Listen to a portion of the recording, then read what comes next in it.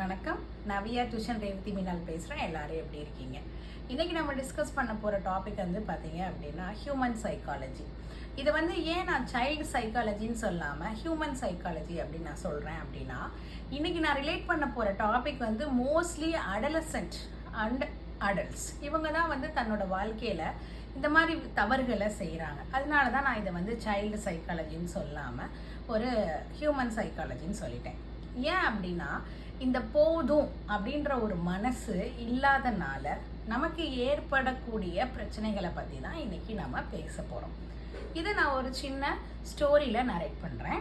நீங்கள் உங்கள் லைஃப்பில் இது மாதிரி இருந்தால் நீங்கள் ரிலேட் பண்ணி அதில் நம்ம என்ன சேஞ்சஸ் நம்ம லைஃப்பில் நம்ம கொண்டு வந்தோன்னா இந்த மாதிரி தவறுகள் நம்ம செய்யாமல் நம்மளையே அந்த ப்ராப்ளத்துலேருந்து எப்படி வெளியே கொண்டு வரலாம் அப்படின்னு சொல்லி நீங்களே முடிவு பண்ணுங்கள்.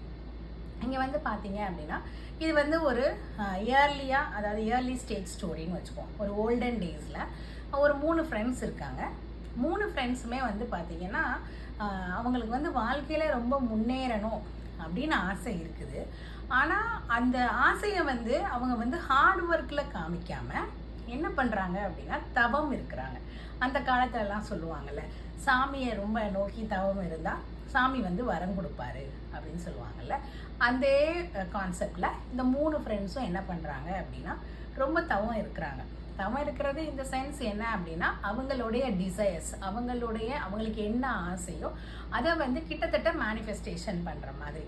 ஆனால் ஆசை வந்து ஒன்றா தான் இருக்குது.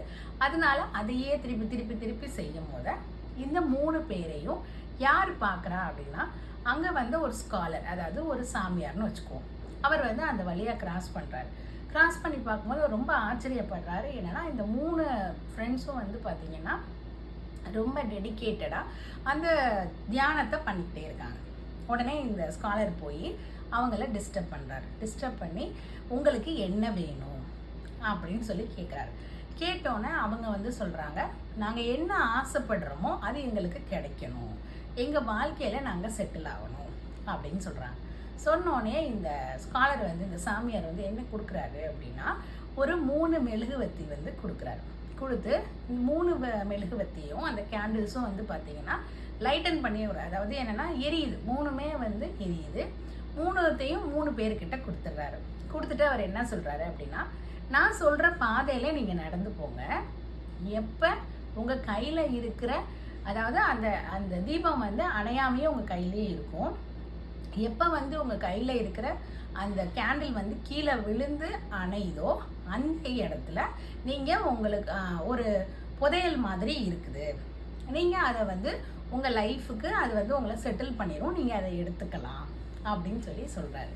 சொன்ன உடனே இவங்க 3 பேர்த்துக்கும் வந்து சரின்னு அந்த 3 கேண்டில்ஸும் வாங்கிக்கிறாங்க. நடந்து போய்கிட்டே இருக்காங்க. அவர் சொன்ன பாதையில் நடந்து போய்கிட்டே இருக்காங்க. அப்படி நடந்து போயிட்டு இருக்கும் போது ஒரு பர்டிகுலர் பிளேஸில் வந்து அந்த 3 ஃப்ரெண்டில் இருக்க ஒருத்தருடைய கேண்டில் வந்து அவர் கையிலேருந்து தானாகவே என்ன பண்ணுது, கீழே விழுகுது. கீழே விழுந்தோடனே அந்த கேண்டில் வந்து அணையுது. அந்த இடத்த இந்த 3 பேரும் சேர்ந்து தோண்டி பார்க்குறாங்க. தோண்டி பார்க்கும் போது பார்த்தீங்கன்னா ஒரு எப்படி சொல்கிறேன்னா ஒரு புதையல் அங்கே இருக்குது. என்ன மாதிரி அப்படின்னா, ஒரு நிறைய சில்வர் அப்படின்னு வச்சுக்கோங்க, வெள்ளி பொருட்கள் நிறைய இருக்கிற ஒரு புதையல் அவருக்கு கிடைக்குது.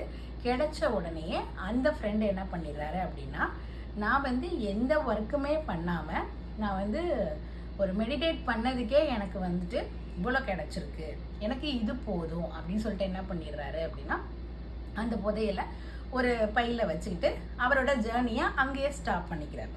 ஸ்டாப் பண்ணிவிட்டு அவர் ரிட்டர்ன் போயிடுறாரு. அடுத்து மீதி 2 பேர் நடந்து போய்கிட்டே இருக்காங்க. நடந்து போயிட்டே இருக்கும் போது பார்த்தீங்கன்னா இப்போ தூரம் வந்து கொஞ்சம் கூடுது. ஆனால் இவங்க 2 பேரும் இன்னும் நம்பிக்கை விடவே இல்லை. அப்போ என்னாவது, ஒரு ஃப்ரெண்டோடைய கேண்டில் வந்து ஒரு பர்டிகுலர் பிளேஸில் கீழே விழுகுது. கீழே விழுந்து அணைஞ்சும் போயிடுது. அந்த இடத்த இந்த 2 ஃப்ரெண்டும் சேர்ந்து என்ன பண்ணுறாங்க அப்படின்னா தோண்டி பார்க்குறாங்க. அந்த இடத்துல தங்க புதையல் வந்து கிடைக்குது. ஸோ அந்த புதையல் வந்து பார்த்திங்கன்னா ரொம்ப ப்ரெஷியஸாக இருக்குது. அந்த தங்க புதையல் கிடைச்சோன்னே அந்த ஃப்ரெண்டு வந்து ஒரு நிமிஷம் கூட யோசிக்கவே இல்லை, எனக்கு இதுவே போதும் அப்படின்னு சொல்லிட்டு என்ன பண்ணிடுறாரு அப்படின்னா, ஒரு பையை எடுத்து அதுக்குள்ளே அந்த புதையலெல்லாம் வச்சுக்கிட்டு அங்கேருந்து அப்படியே திரும்பிடுறாரு. இந்த 3வது ஃப்ரெண்ட் வந்து என்ன பண்ணுறான் அப்படின்னா, இப்போ இவன் மட்டும்தான் இருக்கான். இவன் என்ன பண்ணுறான் அப்படின்னா, கொஞ்சம் தூரம் நடக்கிறான். அவன் கொஞ்சம் தூரம் நடந்த உடனே அவனோட கேண்டில் வந்து கீழே விழுகுது. கீழே விழுந்து அணையுது. ஆனால் இப்போ அவனுக்கு என்ன தோணுது அப்படின்னா, இப்போ முதல்ல விழுந்த கேண்டில் விழுந்த இடத்துல வெள்ளி பொருள் கிடச்சிச்சு. அப்புறம் நம்ம ரொம்ப தூரம் நடந்து வந்து ஒரு கேண்டில் விழுந்த பிறகு தான் அது தங்கமாச்சு. இப்போ தங்கத்திலேருந்து நான் வந்து 10 அடி கூட எடுத்து வைக்கல, என்னுடைய கேண்டில் வந்து கீழே விழுந்துருச்சு. ஆனால் அந்த ஸ்காலர் சொன்ன பாதை இது தானே, அப்போ நம்ம இந்த இடத்துல தோண்டி பார்க்க வேணாம், நம்ம இன்னும் கொஞ்சம் முன்னேறி போய் நம்ம புதையல் இப்போ அவனுக்கு வந்து ஒரு எப்படின்னா, இதுக்கு முன்னாடி புதையல் இருந்த இடத்துலலாம் ஒரு பெரிய மரம் ஒன்று இருந்துக்கிட்டே இருந்திருக்கு. இவனா வந்து கற்பனை பண்ணுறான். அப்போ அந்த புதையல் அப்படின்றது மரம் இருக்கிற இடத்துல தான் இருக்கணும். அது போக ஒரு புதையலுக்கும் இன்னொரு புதையலுக்குமான தூரம் வந்து அதிகமாக இருக்கிற மாதிரி அவனே ஒரு அசம்ஷன் பண்ணிக்கிறான். ப்ளஸ் தூரம் கூட கூட அந்த பொருளுடைய வேல்யூ வந்து கூடும் அப்படின்னும் அதுவும் அவனாக ஏற்படுத்திக்கிட்ட கற்பனை தான். ஸ்காலர் அதெல்லாம் சொல்லலை. எந்த இடத்துல உனக்கு கேண்டில் விழுந்திருக்கோ அந்த இடத்துல நீ தோண்டிப்பார், அவ்வளோதான் சொன்னார். இப்போ என்ன ஆயிடுச்சு, கேண்டில் விழுந்துருச்சு. ஆனால் இப்போ ஒரு ஆள் மட்டும்தான் இருக்கான். அவனுக்கு அதை தோண்டி பார்க்கறதுக்கு எண்ணமே இல்லை. அந்த கேண்டிலை அப்படியே அந்த இடத்துல விட்டுட்டு அவன் மட்டும் முன்னேறி நடந்து போகிறான். எங்கேயாவது நம்ம இதுக்கு முன்னாடி பார்த்த அந்த 2 பெரிய மரங்கள் மாதிரி இருக்குதான்னு பார்ப்போன்ட்டு போகிறான். ஆனால் அவன் வந்து இப்போ தனியாக வேற நடந்து போகிறான். தூரம் அதிகமாகுது, அவனுடைய நம்பிக்கை குறையுது. அந்த மாதிரி ஒரு மரம் கிடைக்கவே இல்லை. அப்போ என்ன ஆயிடுது அப்படின்னா, அப்போ நம்ம பேசாமல் அந்த கேண்டில் விழுந்த இடத்துக்கே நம்ம போயிடுவோம் அப்படின்னு சொல்லிட்டு என்ன பண்ணுறான் அப்படின்னா, அதுலையாவது என்ன இருக்கோ அதையாவது நம்ம தோண்டி பார்த்து எடுத்துக்குவோம் அப்படின்னு சொல்லிட்டு என்ன பண்ணுறான் அப்படின்னா திருப்பி ரிட்டர்ன் ஆகிறான். ரிட்டர்ன் ஆகி பார்க்கும் போது இவன் ரொம்ப தூரம் போயிட்டனால இந்த இடத்துக்கு வர்றதுக்கே அவனுக்கு ரொம்ப ஒரு நாள் ஆச்சு. திருப்பி அந்த இடத்துக்கு வரான். அந்த விழுந்த கேண்டில் அதே இடத்துல தான் இருக்குது. இவன் தோண்ட ஆரம்பிக்கிறான். தோண்டும் போது அங்கே ஆல்ரெடி ஒரு புதையல் இருந்ததுக்கான தடம் இருக்குது. தோன்றான், ஈஸியாக தோண்டிடுறான். இருந்ததுக்கான தடம் இருக்குதே தவிர அந்த புதையல் எப்படி இருக்குது, எம்டியாக தான் இருக்குது. ஒருவேளை அவனுடைய கேண்டில் விழுந்த அதே சமயத்தில் அவன் அதை உடனே தோண்டி பார்த்திருந்தால் அவனுக்கு அதில் தங்கத்தை விட அதிகமான வேல்யூ உள்ள பொருளே வைரம் வைடூரியம் மாதிரி ஏதாவது கிடைச்சிருந்துருக்கலாம். ஆனால் இந்த இடத்துல அவனுக்கு ஏற்பட்ட அந்த பேராசையும் அதே சமயத்தில் அவனுடைய எண்ணம் வந்து எப்படி இருக்கு அப்படின்னா, அவனா ஒரு கற்பனை பண்ணிக்கிறான். ஆக்சுவலாக இந்த 3 பேருமே இந்த ஸ்டோரி வந்து ரியல் லைஃப்பில் நடக்குமா அப்படின்னு கேட்டால், இந்த 3 பேருமே வந்து இந்த இடத்துல மெடிடேட் பண்ணாங்க அதனால கிடைச்சிச்சுன்னு சொன்னேன். இது வந்து ரியல் லைஃப்பில் நடக்குமான்னு கேட்டால் அகெயின் இது கொஸ்டின் மார்க் தான்.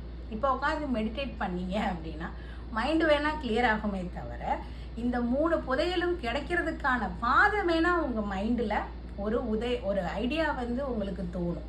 அந்த ஐடியாவை நீங்கள் ஃபாலோ பண்ணி போங்க அப்படின்றது தான் இங்கே ரிலேட் பண்ணுறாங்க. நீங்கள் உடனே மெடிடேஷன் பண்ணி உட்காந்த உடனே எனக்கு புதையல் கிடைச்சிருமான்னு அந்த மாதிரி நம்ம விதண்டாவாதம் பேசக்கூடாது. அப்போது ஒரு மெடிடேட் பண்ணும் போது நம்ம மைண்டு கிளியர் ஆகி நம்ம என்ன பண்ணணும் அப்படின்ற நம்ம கிளாரிட்டி நம்ம மைண்டில் வரும் அப்படின்றதான் இங்கே சொல்ல வர்றாங்க. ஆக்சுவலாக நிறைய பேருக்கு ஸ்டோரியை வந்து எப்படி ரிலேட் பண்ணுறாங்கன்றத தெரிஞ்சுக்கிறதுக்கே நம்ம 2-3 தடவை ஒரு ஸ்டோரியை நீங்கள் கேட்டாலோ படித்தாலோ நீங்கள் ரிலேட் பண்ணி பாருங்கள்.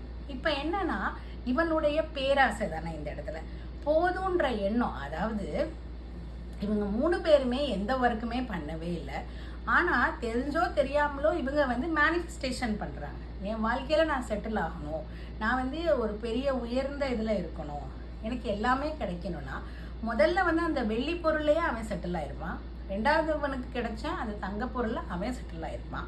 அட்லீஸ்ட் அவனுக்கு ஒரு புதையலாவது கிடைச்சிது. ஏன்னா அவனுக்கு என்ன தோணுச்சோ, அதாவது என்ன இன்ஸ்ட்ரக்ஷன் கொடுத்தாங்களோ அதை கரெக்டாக அவன் ஃபாலோ பண்ணி போனான். இதே இது 3வது இது அந்த புதையல் தான் நமக்கு கிடைச்சிரும் தானே அப்படின்ற ஒரு இது. அதே சமயத்தில் இங்கே பக்கத்துலேயே கிடைக்கும் போது ஒருவேளை இதை விட அது ப்ரெஷியஸாக இருக்காதோ அப்படின்ற ஒரு பயம்.